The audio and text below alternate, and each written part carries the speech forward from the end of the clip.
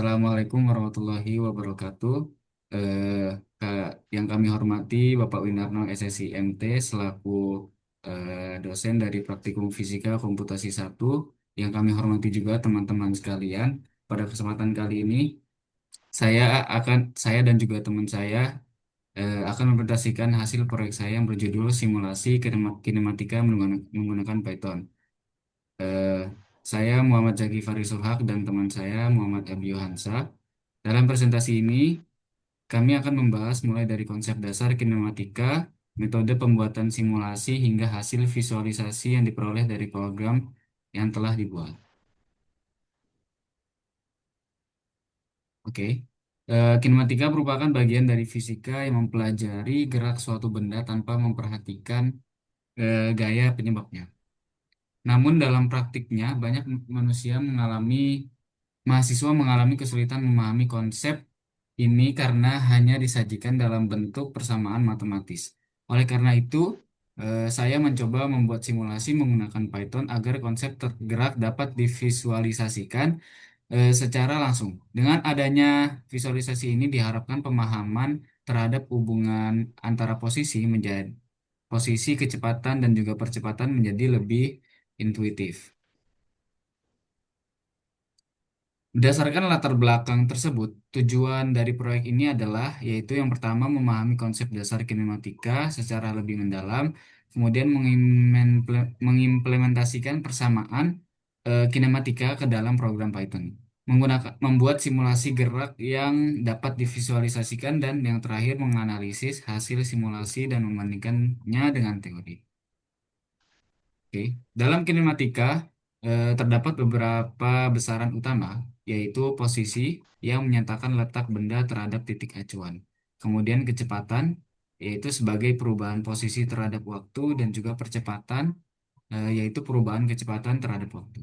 Untuk gerak lurus, kita mengenal dua jenis utama, yaitu yang pertama gerak lurus beraturan, atau disingkat sebagai GLB, di mana kecepatannya adalah konstan. Kemudian ada gerak lurus berubah beraturan atau GLBB, di mana terdapat percepatan konstan. Persamaan yang digunakan dalam simulasi ini berasal dari konsep tersebut, seperti hubungan antara posisi, kecepatan, dan juga waktu. Kemudian, simulasi ini bekerja dengan cara memodelkan gerak benda dalam interval waktu tertentu. Artinya apa? Artinya waktu dibagi menjadi langkah-langkah kecil, kemudian pada setiap langkah dihitung posisi baru berdasarkan persamaan kinematika. Dengan pendekatan ini, gerak yang awalnya hanya berupa persamaan dapat ditampilkan dalam bentuk grafik atau animasi. Kemudian, langkah-langkah yang dilakukan dalam pembuatan simulasi ini adalah yang pertama, bisa dilihat kalau menentukan kondisi awal seperti posisi awal, kecepatan awal, dan percepatan. Kemudian yang kedua, menentukan rentang waktu simulasi. Kemudian selanjutnya menggunakan perulangan atau loop untuk menghitung perubahan posisi setiap waktu. Kemudian yang keempat, yaitu menyimpan hasil perhitungan dalam array atau list, kemudian yang terakhir menampilkan hasil dalam bentuk grafik atau animasi. Pendekatan ini disebut sebagai pendekatan numerik sederhana yang cukup efektif untuk simulasi dasar. Untuk selanjutnya akan dijelaskan dan dilanjutkan oleh teman saya. Nah, pada slide kali ini merupakan slide dari kode program yang digunakan. Nah, kode ini merupakan implementasi langsung dari persamaan kinematika ke dalam bentuk komputasi. Program dibuat untuk menghitung posisi dan juga kecepatan untuk setiap waktu. Kemudian menyimpannya dalam bentuk array dan menampilkan hasilnya dalam bentuk tabel serta grafik secara otomatis. Next. Next, please. Nah, lalu di sebelah kiri merupakan data numerik dari tabel GLB. Pada hasil simulasi GLB, terlihat bahwa nilai kecepatan tetap konstan sebesar 5 meter per sekon untuk setiap waktunya. Sementara itu, posisi meningkat secara linier dari 0 hingga 50 meter. Hal ini menunjukkan bahwa hubungan antar posisi dan juga waktu bersifat linear dan konsisten berdasarkan teori yang sudah ada. Lalu pada tabel sebelah kanan merupakan data tabel GLBB. Pada hasil data tabel GLBB, terlihat bahwa kecepatan meningkat secara bertahap dari 2 meter per sekon hingga 17 meter per sekon. Hal ini disebabkan oleh adanya percepatan konstan sebesar 1,5 meter per sekon kuadrat. Posisi juga meningkat secara lebih cepat dibanding GLB. Hal ini menunjukkan hubungan nonlinear akibat pengaruh daripada percepatan. Next, please. Nah, ini merupakan slide tentang pembuktian atau verifikasi analitik eh, dari codingan dan juga perhitungan secara manual. Nah, untuk memverifikasi hasil simulasi, dilakukan perhitungan analitik.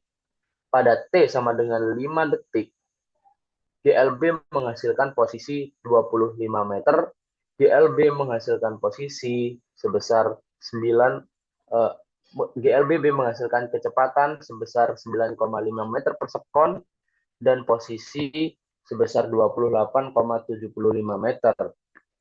Hasil ini sesuai dengan data simulasi, sehingga program dapat dikatakan valid dan juga akurat. Next. Nah, ini merupakan slide tentang grafik daripada GLBB, yakni stabilitas gerak. Grafik dari GLBB ini memberikan visual yang lebih jelas. Nah, pada grafik GLBB, grafik posisi berbentuk garis lurus dan juga grafik memiliki kecepatan yang konstan bernilai 5 meter per sekon. Next. Lalu pada slide selanjutnya adalah visualisasi grafik dari GLBB. Grafik dari GLBB ini memiliki posisi berbentuk parabola dan juga grafik kecepatan meningkat secara linear. Perbedaan ini menunjukkan pengaruh percepatan secara langsung. Next.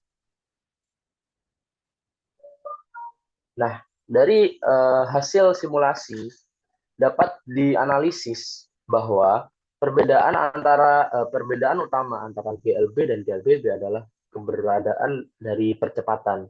GLB tidak memiliki percepatan sehingga kecepatannya konstan. Sedangkan GLBB memiliki percepatan yang menyebabkan perubahan kecepatan tersebut.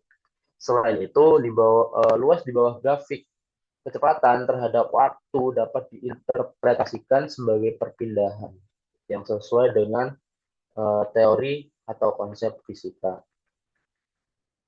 Next.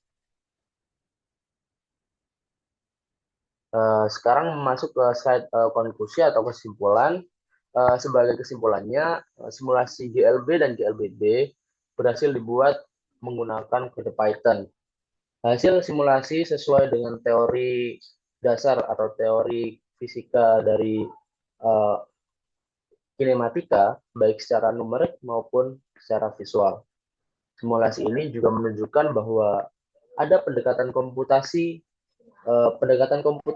merupakan pendekatan yang sangat efektif dalam membantu menghitung atau memahami konsep fisika secara lebih mendalam. Next. Lalu ini merupakan daftar pustaka. Next. Nah, demikian presentasi dari kami. Apabila ada salah kata, kami mohon maaf. Terima kasih atas perhatian yang sudah diberikan. Kami akhiri. Wassalamualaikum warahmatullahi wabarakatuh.